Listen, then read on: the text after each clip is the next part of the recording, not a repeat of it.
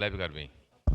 Bom, presidente, eu vou me ater novamente à questão técnica. Entrou até outros projetos aqui, porque, de fato, eu entendo a posição. Quando falta argumento técnico, sobra discurso político.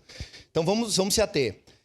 Em que pese todo o respeito, vereadora Sandra, que eu tenho pela senhora, pelo Partido Novo, mas eu estou falando de técnica aqui. Eu não estou falando de opinião política, estou falando de técnica. Alguém disse aqui que nós estamos rasgando a Constituição. Nós não estamos rasgando, nós já rasgamos no ano passado.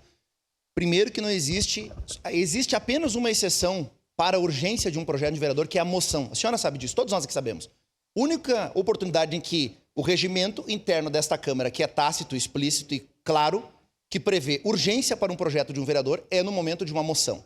Inclusive, a urgência tem que ser aprovada. Nós deliberamos sobre um projeto que nem sequer tinha parecer, colegas.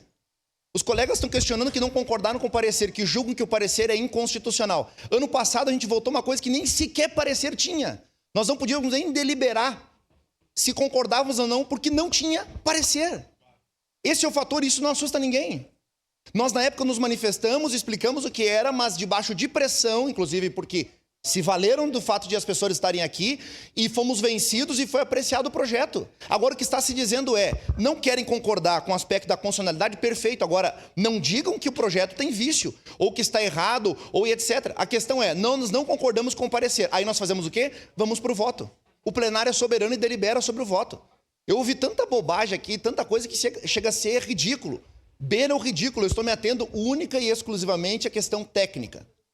Teve um vereador que ficou 2 minutos falando de um projeto paralelo, que não tinha nada a ver com um exemplo técnico do que está sendo trazido aqui agora.